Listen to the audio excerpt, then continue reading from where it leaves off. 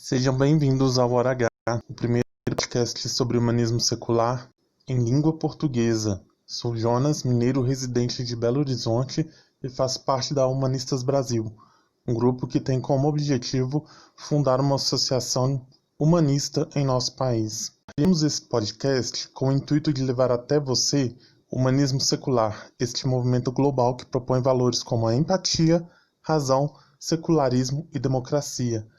Neste episódio, iremos prosseguir com a nossa série onde debateremos o quarto fundamento da Declaração de Amsterdã de 2002, nosso documento mais importante. A conversa dessa vez é sobre liberdades individuais e responsabilidade social. Comentamos vários tópicos relacionados ao quarto fundamento, a responsabilidade social perante a nossa espécie e as outras com a qual dividimos nosso planeta, a preocupação com as futuras gerações, dogmatismo político, a abertura para outras visões do mundo, dogmatismo religioso, o não-teísmo do humanismo e, por fim, racionalidade e doutrinação. Alguns recados antes de iniciarmos. Para ter acesso à Declaração de Amsterdã em português e acompanhar sobre o que estamos conversando, basta visitar a humanists.international ou nossa página facebook.com/humanistasbr. Para maiores dúvidas ou sugestões, temos nosso e-mail humanistas.org@gmail.com. Se você está ouvindo o Hora H pelo YouTube, deixe seu like e se inscreva no nosso canal. Nos siga no Spotify ou na plataforma que você estiver ouvindo nosso podcast. Infelizmente, por motivos pessoais, hoje não tivemos a participação de Patrícia, mas no próximo programa ela está de volta. Sem delongas, vamos para as apresentações e em seguida entramos no debate. Oi, eu sou Ariel, sou do Rio, mas moro aqui na Romênia. Oi, eu sou Arthur, eu sou da Bahia, mas moro no Uruguai.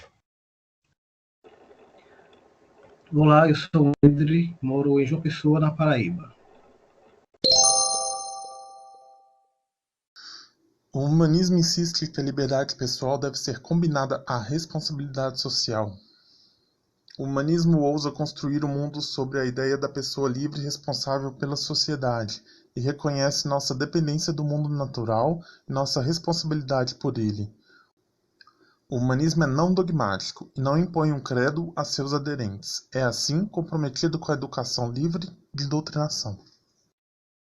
Então, ok.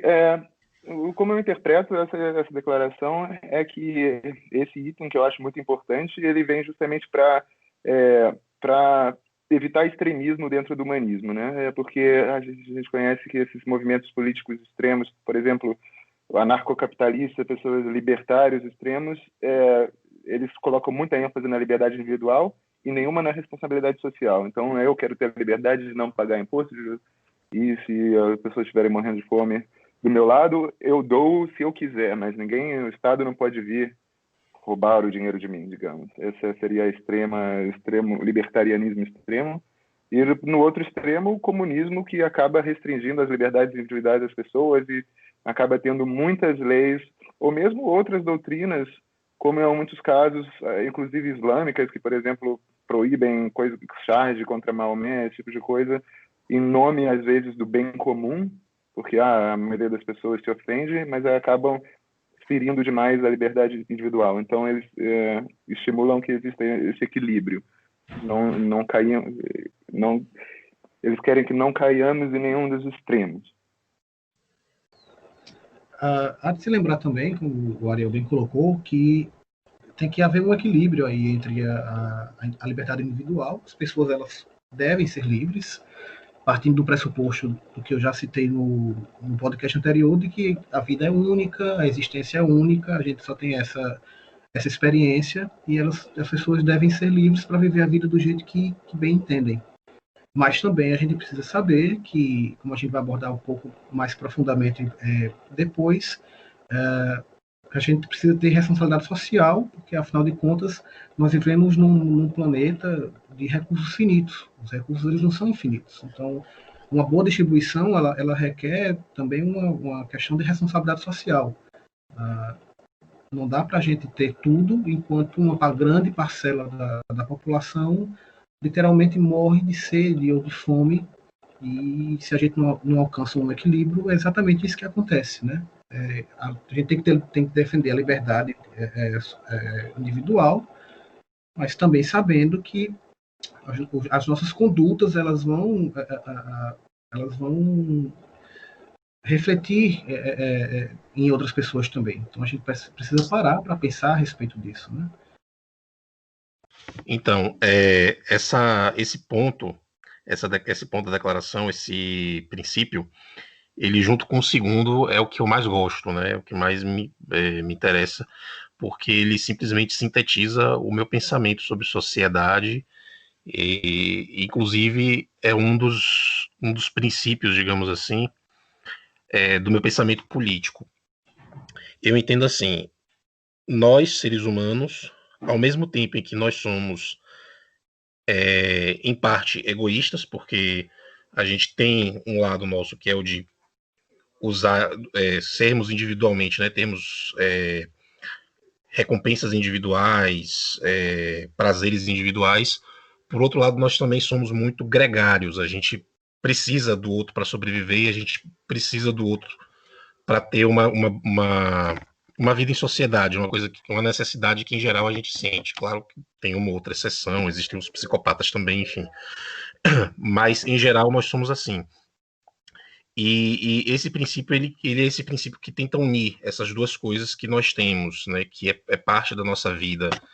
E basicamente a ideia de que, como o Endre e Ariel já falaram, a gente não vive sozinho no mundo. Então a gente não pode olhar para uma outra pessoa e que está ali passando por um problema, que está com fome, está com sede, está doente, e achar que eu não tenho nada a ver com isso.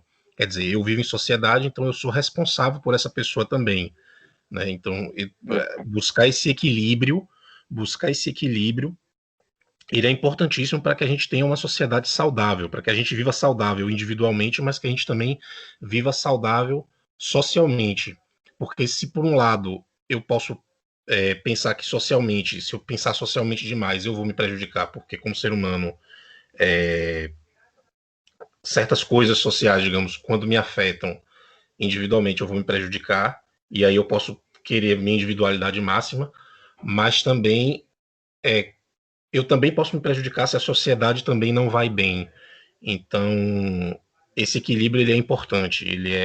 Acho que ele seria a base para o que é uma sociedade saudável. Esse fundamento, na verdade, eu entendo.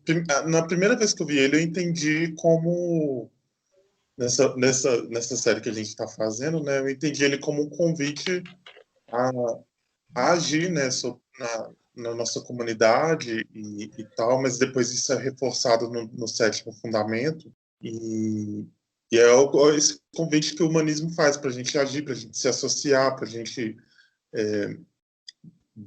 buscar lutar pelas nossas pautas, né? E foi bom ouvir isso, os comentários dos outros, porque aí eu acho que eu entendi melhor o que está querendo dizer.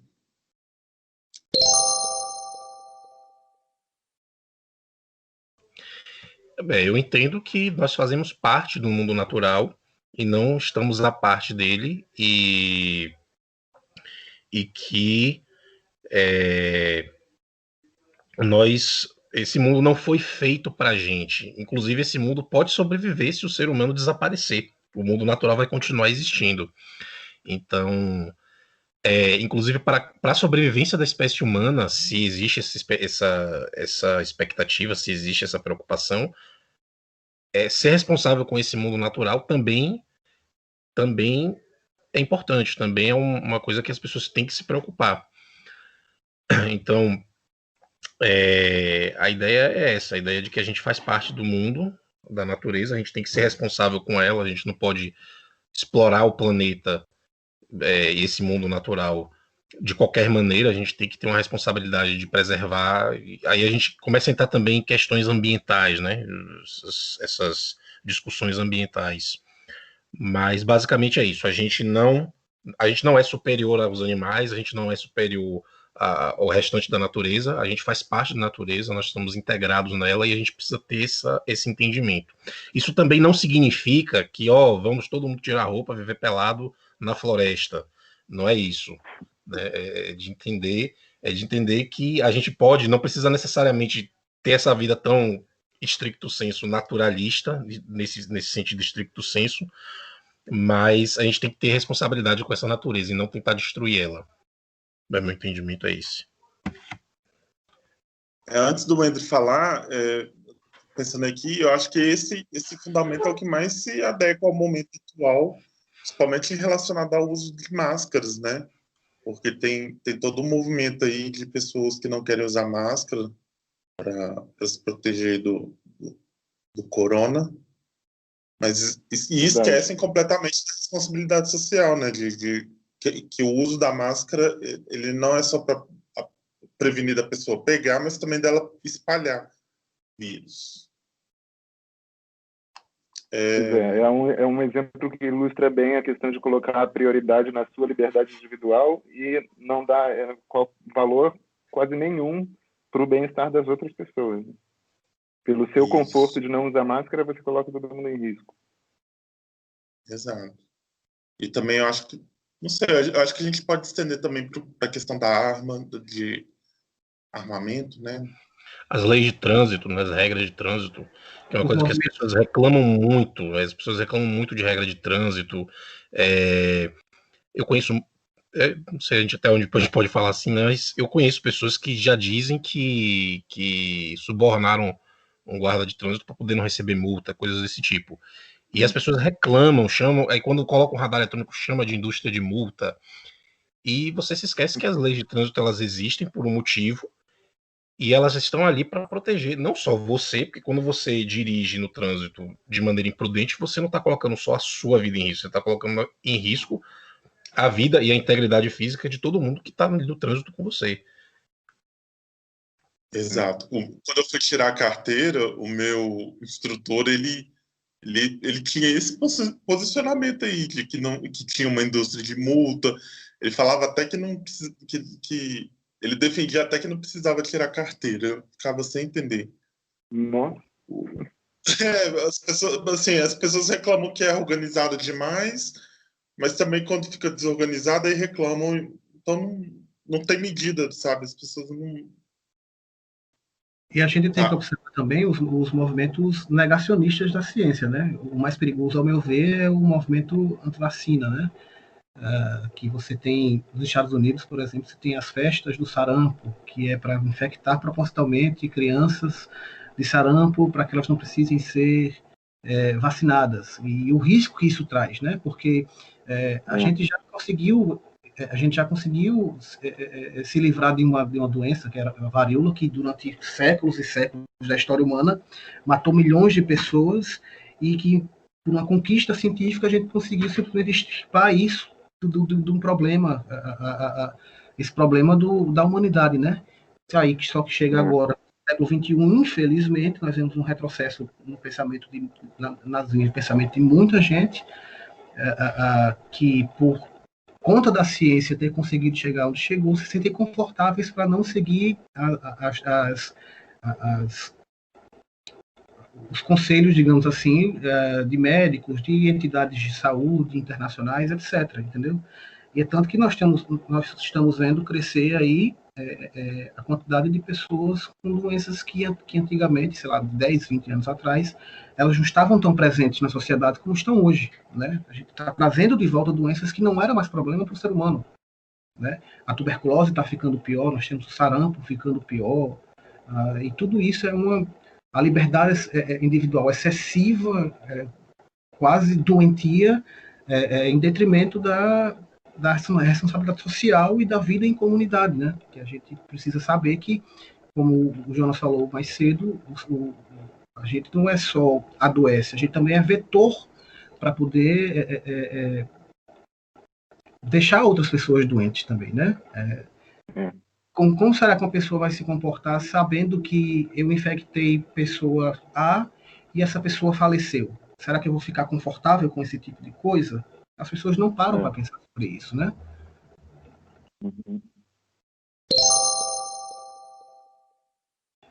O humanismo se preocupa com outras gerações, é uma questão lógica, né? A gente só chegou onde a gente está porque nós tivemos gerações anteriores às nossas que permitiram que a gente chegasse nesse nível tecnológico que a gente tem, de conforto social que a gente tem. Uma pessoa média hoje em dia, na atualidade, ela vive melhor do que um rei, uma rainha da antiguidade, por exemplo, né? Mas como foi que a gente chegou nisso? Porque nós tivemos gerações anteriores que trabalharam, mesmo que sem querer, para que as gerações futuras elas tivessem acesso a coisas que eles não tiveram. E a gente está meio que esquecendo isso, né? Nós temos que lembrar, retomando aquela fala que eu falei anteriormente, que nós estamos num planeta e que nossos recursos são finitos. A natureza é finita, os recursos naturais são finitos, o espaço é finito, entendeu? Então a gente precisa ter responsabilidade para pensar que tipo de planeta a gente quer deixar para os nossos filhos, para os nossos netos, tataranetos, etc.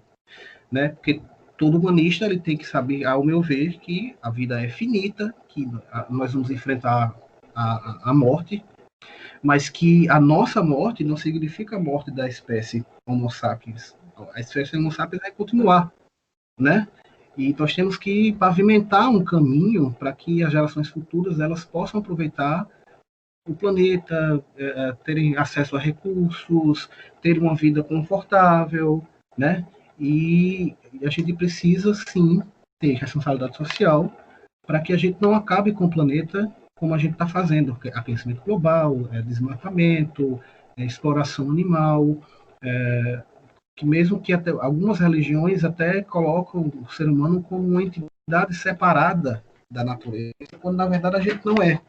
É uma questão genética isso, né? Nós temos 98% do DNA idêntico ao de chimpanzés, por exemplo, né?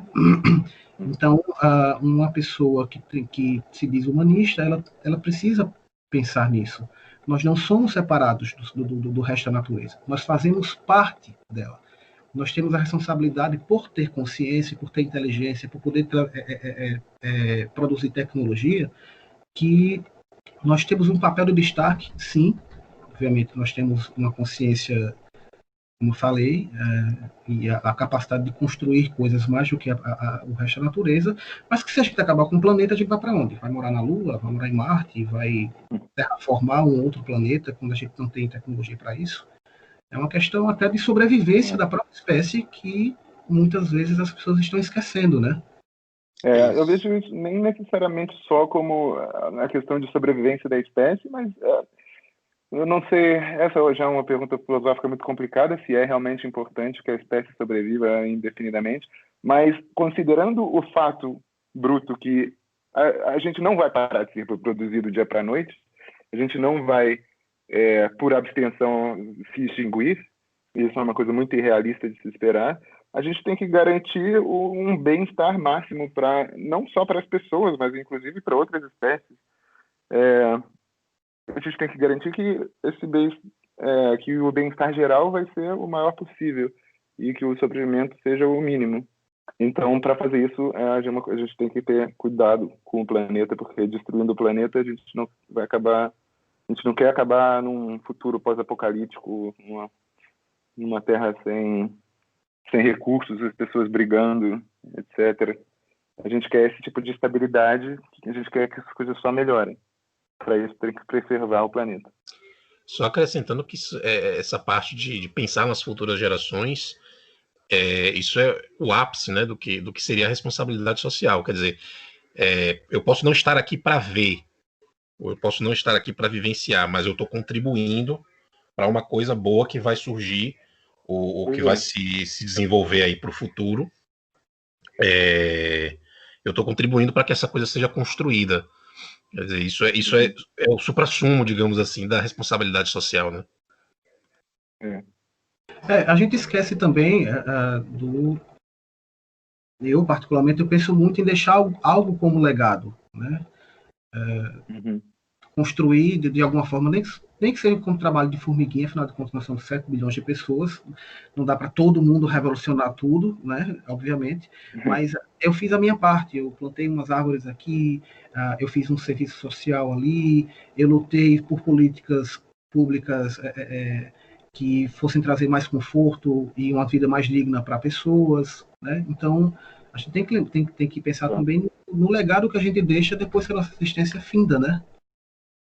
Uhum. O Daniel Dennett, ele tem um ditado, quer dizer, ele tem uma frase que eu gosto que ele diz, numa TED Talk, ele fala, se eu não me engano, o segredo para uma vida feliz é descobrir alguma coisa que importa mais do que a sua vida e dedicar a sua vida a isso. Então, como você falou, André, essa coisa do deixar um legado.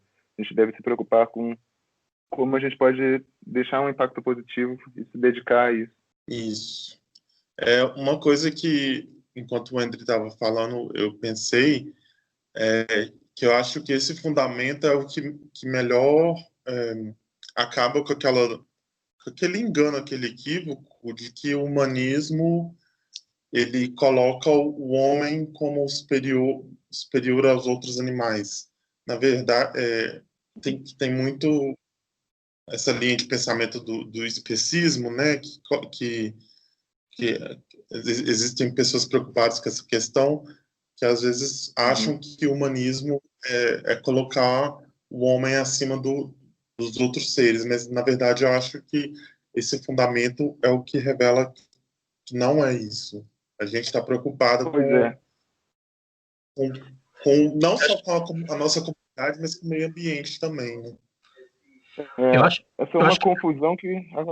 Desculpa, continua. Não, pode falar. Eu ia falar isso. Eu acho que ia dizer a mesma coisa que você vai dizer agora. Pode falar. Não, eu ia falar da questão do nome, porque eu acho que é uma confusão que as pessoas fazem por causa do nome humanismo. Elas acham que é uma filosofia que só se importa com os humanos, mas não é isso. Na verdade, é a filosofia que substitui Deus como autoridade moral com o ser humano como autoridade moral. Então, nós somos aqueles que criamos nossas próprias regras. E as regras que a gente está promovendo, justamente como humanistas, são regras que incluem a preocupação com o próximo, que entra nessa questão da responsabilidade social, a preocupação com o próximo que está vivo hoje, mas também com os próximos que literalmente vão vir nas próximas gerações. E isso inclui, inclusive, animais e outros seres, qualquer criatura que seja capaz de sofrer ou de sentir prazer. Acho que esse tipo de comentário, ele meio que justifica o nosso programa. A gente tirar essas dúvidas, assim, que podem ocorrer. Então, eu espero que quem esteja no humanismo agora, por meio do nosso podcast, tenha aprendido alguma coisa. Eu tenho uma coisa para falar, que eu acho que eu já falei isso em algum outro programa, que é essa relação de como as pessoas que têm fé, às vezes entregam a saúde própria. Acho que até o Ender falou um pouco disso, a saúde própria, os recursos naturais na mão de Deus, como se Deus fosse prover sempre esses recursos, mas não é verdade, né? A gente tem que ter esse cuidado com a natureza e com a nossa saúde.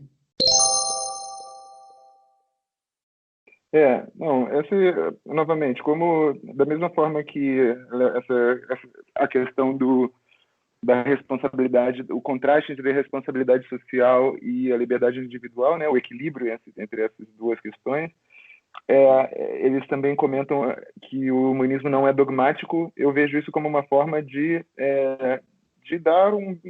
receber bem pessoas de diferentes orientações políticas.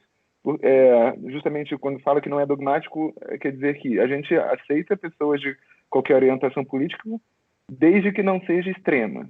Então, pessoas mais liberais, pessoas que têm essas tendências mais livre mercado, responsabilidade individual, mas que também se importa com responsabilidade social, às vezes com alguma política ou outra social, talvez mais liberal, como o próprio, essa questão recente da como é que chama, UBI, né, Universal Basic Income, seria uma forma que é Básico descrita universal. muitas vezes como... Oi? Renda básica universal. Renda básica universal, isso. É uma política que é descrita muitas vezes como pessoas liberais ou pessoas que são pelo livre mercado, etc. Mas outras pessoas que são mais anticapitalistas, mas desde que não sejam extremistas, também podem se declarar como humanista, e o humanismo não faz nenhuma doutrinação nesse sentido. Eu acho que essa questão do não dogmático vai além dos extremos. Porque você pode pensar num pensamento não extremo, como, por exemplo, social-democrata, que é um pensamento que não é extremo. Mas se você é aquela pessoa que tem aquele conjunto de princípios, tô colocando aqui só como exemplo social-democrata, mas pode ser qualquer outra coisa, tá? Você tem aquele conjunto de princípios do social-democracia e diz assim, porque eu sou do social-democrata, eu vou defender isso aqui sempre, custe o que custar, não importa, nunca vou mudar de ideia. Isso também é uma forma de dogmatismo. Então, a ideia de ser não dogmático também é a ideia de você mudar a sua perspectiva, o seu pensamento, o que você defende, de acordo com as evidências, de acordo com as novas realidades que surgem, enfim. É, você, você não ser fixo, não ter ideia fixa em alguma coisa. É uma questão um pouco complicada, assim, se você entrar muito nessa filosofia, porque eu, por exemplo, me identifico. Eu estava pensando, como eu estava falando mais cedo, antes de a gente começar a gravar, sobre o utilitarismo, que é a filosofia moral que promove o bem-estar e a minimização do sofrimento. Quando a gente entra em questões de valores, que não são mais questões factuais, acaba que é muito fácil alguém me acusar de estar sendo dogmaticamente utilitarista, mas realmente nessa situação eu meio que sinto que não tenho como escapar, que de fato sou dogmático, mas eu acho que se existe um dogmatismo bom, é esse, porque você quer minimizar o sofrimento e maximizar o bem-estar. Quando é questão de uma questão mais empírica, então, de fato, ser dogmático não faz sentido, porque as informações podem sempre mudar, você sempre pode descobrir coisas novas e você tem que estar sempre aberto a isso. Então, eu acho que, na verdade, embora alguém possa me dizer que você é dogmático com utilitarismo, pelo menos eu estou aberto a mudar de opinião com relação a uma política específica. Por exemplo, sei lá, no caso da prostituição, tem pessoas que são a favor de legalizar a prostituição porque acham que isso vai causar vai ter o benefício maior, e outras pessoas querem que não, que seja uma política tipo escandinava, onde é proibido, é permitido vender sexo, mas é proibido comprar. Então só o homem, digamos, normalmente, na maioria dos casos, é punido, e essa política teoricamente protegeria as mulheres. Então, mas essa é uma questão, as pessoas podem discordar na política, mas concordar no valor. As duas pessoas, embora discordem, as duas concordam que a política que for mais benéfica é a que deve ganhar. E aí, fazendo estudos e tendo dados novos, as duas pessoas, se elas forem pessoas não dogmáticas, elas devem aceitar e falar, realmente, embora antes eu preferia uma política, agora que saíram esses estudos e mostraram que ela, na verdade, não é mais benéfica, então, de fato, eu vou apoiar a outra. Isso que eu vejo, pelo menos, a minha visão do não dogmatismo. As nossas premissas, elas dificilmente mudam. A gente dificilmente deixa de... Por exemplo, a gente que faz parte de uma base humanista, a gente defende que as pessoas tenham empatia, que a empatia seja uma coisa, digamos, estimulada, né? Mas, às vezes, pode mudar. Pode existir uma pessoa que é super empático, acho meio difícil, né? Mas é super empático hoje, quando amanhã deixa de ser, ou uma pessoa que hoje não é empática e amanhã passa a ser empática, enfim. Elas mudam com muita dificuldade, mas elas podem mudar também. Mas a gente, óbvio, tem esses princípios, como você falou, de valores, que eles não mudam. Eles são, vamos dizer, se é para dizer que eu tenho um dogma, o meu dogma são essas premissas. A premissa de que as pessoas devem viver bem, todo mundo deve viver bem na medida do possível, claro. Todo mundo deve viver bem, que a gente tem que ter responsabilidade social, enfim. Exato. Isso. Nossa, eu ia comentar alguma coisa, esqueci.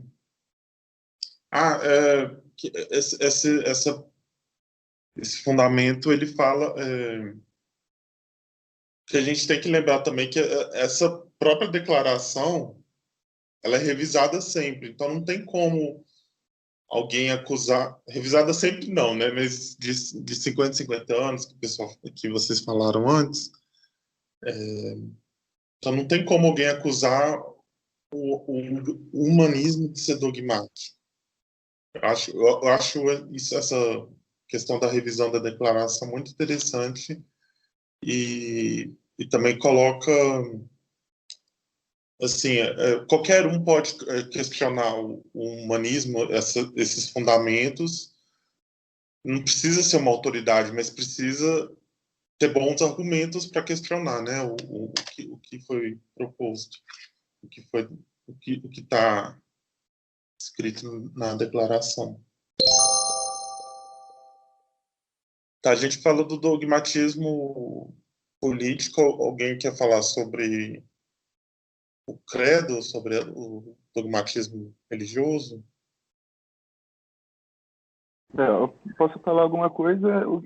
É mais difícil, eu acho, nesse caso, porque o humanismo, por ele ser explicitamente não teísta, embora ele não diga que não aceite ninguém, o humanismo sempre coloca ênfase em ideias e não em pessoas. Então a gente não é contra nenhuma pessoa, a gente só é contra algumas ideias. E o humanismo é explicitamente não teísta, no sentido que a gente a gente explicitamente não promove a ideia da existência de deuses, pelo contrário, mas não exclui necessariamente, pelo menos não assim, conforme estatuto, etc., que alguma pessoa religiosa entre na associação. Mas, na prática, isso não acontece. Eu conheci uma única pessoa que disse que não se identifica nem como ateia, nem como agnóstica, e que é ativa no movimento humanista nos Estados Unidos, mas ela tinha uma visão de Deus assim dessas bem abstratas, e ela no geral estava sempre do nosso lado com todas as pautas praticamente. Então eu acho que essa questão de, embora a gente tenha algumas visões fortes, existe uma aceitação dentro da comunidade por outras visões. A gente não tenta doutrinar as pessoas à força, obviamente. A persuasão, é claro, sempre válida, se for com o consentimento da pessoa. Mas a gente não tem essa questão de, como outras religiões têm, de se impor demais. É assim que eu vejo, pelo menos, essa questão. Como assim persuasão da pessoa? Não entendi. Oi? Como assim persuasão com consentimento da pessoa? Não entendi. Você não porque consegue se fazer ficar... ninguém... Desculpa.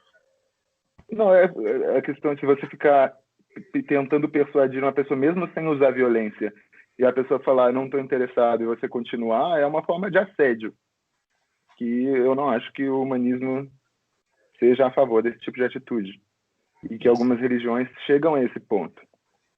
Eu acho que o que eu queria falar é que essa questão, a doutrinação é uma palavra com uma conotação negativa, né? Justamente ela tem dá essa ideia de que é uma coisa exagerada, e as religiões fazem isso, embora hoje em dia, ao longo da história, claro, as religiões usaram muito da violência, mas hoje em dia usam pouco, mas usam táticas agressivas de militância, usa tática de doutrinação agressiva, muito mais agressivas do que um humanista apoiaria, com certeza. Mas isso também não quer dizer que a gente seja completamente contra qualquer tentativa de persuadir alguém. Eu, por exemplo, já converti algumas pessoas ao ateísmo e sou totalmente a favor acho, inclusive, que seria bom converter o máximo possível de pessoas. Eu não tenho, como se diz, vergonha assim, de falar, é uma coisa que talvez seja meio polêmica, mas desde que a gente não use táticas agressivas, desde que a gente respeite o espaço das pessoas, quando elas disserem, eu não quero mais conversar, a gente respeite isso, não acho que tenha nada de errado em debater ideias. desde que todo mundo Vocês já esteja de ouviram acordo. aquela música da Aline Barros para criança, que ela fala assim, quem pecar vai morrer? Nossa, Deixa eu te dizer que quando eu ouço essa música, eu não devia, mas eu acho tanta graça dessa música que eu morro de rir quando eu ouço. Gente, Terrível. de criança, sim, ela toda vestida de Xuxa, de apresentadora infantil, e falando, quem pecar vai morrer, é uma coisa horrorosa. Quem pecar vai pagar, quem pecar vai morrer. O refrão é esse. isso não é uma, não é uma tática humanista de persuasão. Não. E Eu só falar uma coisa. pelo menos, só para finalizar, Arthur, a nossa persuasão, assim, sendo até um pouco convencido, digamos assim, ela tem bases científicas, né? Nós vamos apresentar dados históricos. A sua religião é certa porque se a gente já teve 10 milhões de religiões com 10 milhões de deuses, 10 milhões de civilizações, e porque a sua é a certa. Então, a gente apresenta dados que são científicos, né? Então, a gente não vem... A gente não vem com ideia pré-estabelecida porque alguém, 2.000 anos atrás, escreveu num livro e as pessoas ficam seguindo até hoje, né? Nós temos provas históricas, científicas, arqueológicas, sociais, e racionais mesmo. Racionais, exatamente, né? Então, a persuasão do ateu, humanista, agnóstico, ela é menos agressiva, eu acho, exatamente por isso, porque não vem assim, eu acredito nisso porque simplesmente está escrito aqui nesse livro que me ensinaram a acreditar nele. Não. A gente trabalha com estudo, trabalha com crítica, com academia e etc. Né? Eu acho que isso que nos difere de uma pessoa teísta. E essa é a questão justamente na filosofia da ciência da falsificabilidade, que a maioria, pelo menos, das nossas pressuposições sobre a natureza do universo são sempre falsificáveis. A gente está sempre aberto a um novo experimento que pode vir com os resultados mostrando que tudo que a gente acreditava, na verdade, não é real. E isso não tira a dignidade intelectual da gente, né? Na verdade, deixa mais até digno, porque nós estamos abertos a mudar de opinião se você me trazer dados científicos a respeito daquilo. Não, realmente, você tem razão. Estou vendo aí que tem um estudo a respeito disso e se as pessoas estudarem e chegarem a essa conclusão, realmente deve ser o certo. E mudar de opinião em relação a isso, não ter vergonha disso, por ter mudado de opinião, né? Exato. Eu acho que essa é a parte mais importante, né? Você está disposto a mudar de opinião, você está disposto a mudar sua linha de pensamento. Pois é. Isso é o que faz não ser dogmático, é o que faz uma coisa ser não dogmática. Exato, é um valor realmente muito importante. E eu acho que é uma pena que na cultura geral, né, não é muito valorizado. As pessoas têm medo de, vai pegar mal se você mudar de ideia. Mas não é para pegar mal, é para, mudei de ideia, é isso aí. É para se assumir quando mudar de ideia. E às vezes pega mal mesmo, no sentido de que socialmente não é valorizado. Você vê isso inclusive na política, né? Toda hora que pega... eu vejo muito isso, às vezes pega uma fala que aquele político fez, sei lá, 30 anos atrás, depois pega uma fala de agora e diz, tá vendo? Essa pessoa não tem nem coerência, ela nem é coerente com o que ela defende. Mas, sim, mas foi há 30 anos atrás, quer dizer, essa pessoa pode ter mudado de opinião. Verdade. Desde que eu passei a ler humanismo, eu tenho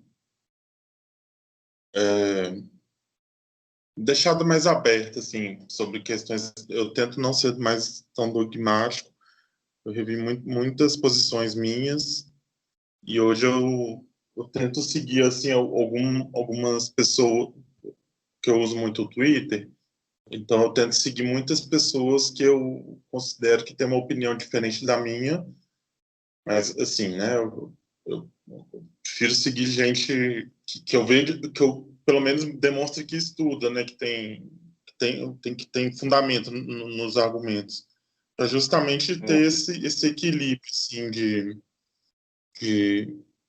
opinião, né, de não ser tão dogmático, de não pesar só para um lado só.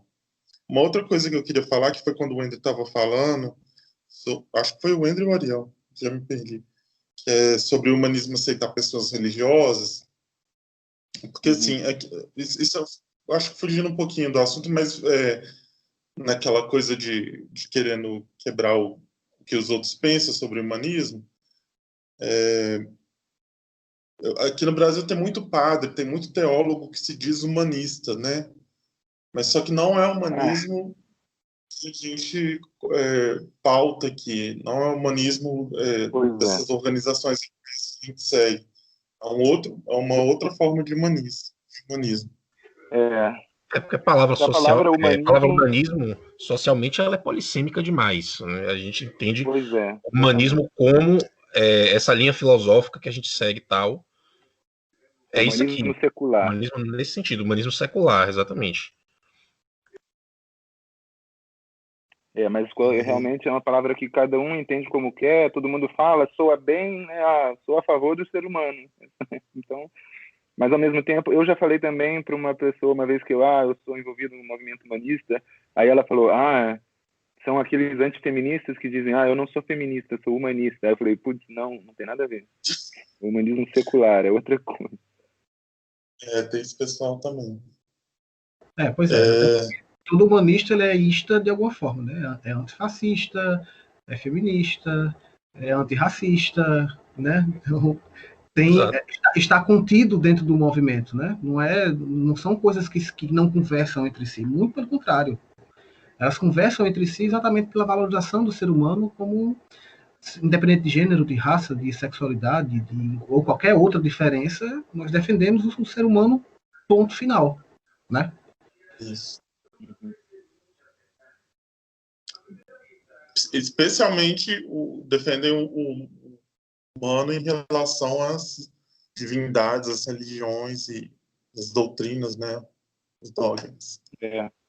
Quando a gente ouve a palavra humanismo, realmente tem que ter muito cuidado. Tem que estar sempre em mente que pode não estar falando do mesmo humanismo que a gente promove aqui. Então, é um cuidado que tem que sempre ter quando ouve essa palavra. Então, basicamente a ideia de que se a gente quer construir, se a gente defende uma sociedade baseada em racionalidade, a gente tem que entender que a nossa educação tem que ser uma educação que impulsiona, que caminha para essa racionalidade. E doutrinação vai no caminho contrário. Doutrinação significa, este aqui é o pensamento que eu quero que vocês sigam, né? A racionalidade, o que a gente defende no humanismo, significa, este aqui são vários caminhos, eu vou apresentar cada um deles para vocês, e aí vocês escolhem, né? Vocês, através do argumento, através do que eu apresento, vocês escolhem qual caminho que vocês querem seguir. Né? E por caminho entenda-se várias coisas, né? Linha de pensamento, enfim. E aí, quando a gente fala de educação, a gente pensa nesse tipo de educação, que eu acho que é o que eu chamaria de educação humanista, a educação crítica. A educação em que a pessoa ela é capaz de pensar sobre si, pensar sobre a sociedade em que ela vive e construir a base intelectual dela racionalmente com um conhecimento amplo e sempre pensando criticamente. Pois é. Eu acho que eu até me precipitei porque eu já falei meio que um monte de coisa sobre isso, né? Mas era só, repetindo um pouco o que eu tinha falado, que eu vejo esse contraste entre doutrinação e persuasão racional. A gente é a favor da persuasão racional, mas não da doutrinação. Mas eu acho que no caso da escola, até contra a persuasão racional eu sou, na verdade. Eu acho que quando a gente fala de educação, quando a gente fala de educação, se eu for tentar educar todo mundo para ser humanista, primeiro eu posso ter uma grande decepção, né? Isso pode me causar uma frustração imensa. Mas segundo que isso tira a gente do caminho do pensamento crítico mesmo. Quer dizer, aquela pessoa ela pode se tornar humanista se você oferecer a ela a possibilidade dela pensar por ela mesma, dela chegar a essa conclusão por ela mesma, do que se você ficar tentando convencer ela disso, entendeu? Não, verdade. Desculpa, eu estava falando eu estava pensando num nível mais amplo, no contexto específico da educação das crianças, nas escolas, não, com certeza. Acho que não é o espaço para a gente estar tentando persuadir elas necessariamente. Como você falou, Acho que a melhor atitude é essa de deixar em aberto, mostrar as opções, cada um escolhe o que optar. Seria, imagino, eu não acho que falta muito.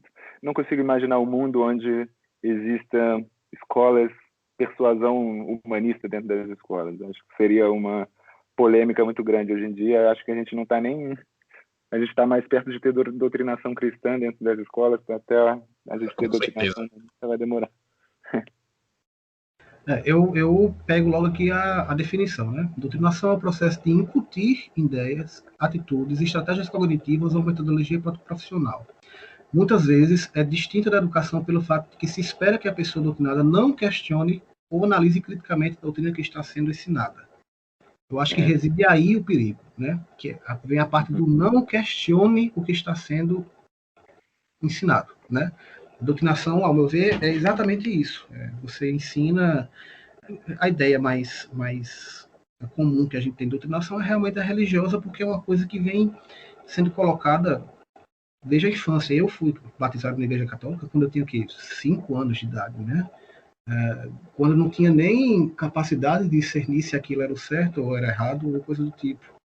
Não se pergunta à criança se ela concorda com aquele tipo de pensamento, inclusive se ela diz que não concorda, é motivo de, oh meu Deus do céu, espanto, porque esse menino é ateu, ele não concorda com o que foi ensinado geração por geração, por geração, por geração, quando, na verdade, isso é contra, basicamente, o método científico. O método científico reside no questionar, né? Eu questiono aquilo dali, eu coloco um problema, vou analisar o problema, busco soluções a ele, testo e chego a uma conclusão, né? A doutrinação, ela não tem esse processo. Ela é aquilo, é colocada, ela é posta, é incutida, como disse na definição, e não é aberto para análises críticas ou questionamento. E isso que é o perigo de uma escola religiosa, por exemplo, né? Quando a gente analisa isso, uma criança sendo doutrinada a respeito de uma religião ou de uma ideia ideológica, né? Nós temos a doutrinação ideológica. Uma família que é de extrema direita ou de extrema esquerda, muito dificilmente o filho não vai seguir aquela linha no pensamento. Mas por quê? Porque quando ela era criança, quando ela ousava questionar aquilo ali, ela era colocada como, não, é rebelde, está fazendo vergonha à família, e coisas do tipo. Os pais deveriam ensinar a criança a ter um pensamento crítico a respeito de absolutamente tudo, né? Obedecer o princípio da cientificidade. Primeiro que me lembro que eu sempre estudei em escola religiosa e eu lembro de um colega meu que ele era espírita, não gostava de falar isso muito, porque a gente estudava no colégio batista aqui em BH, aí ele ficava com medo.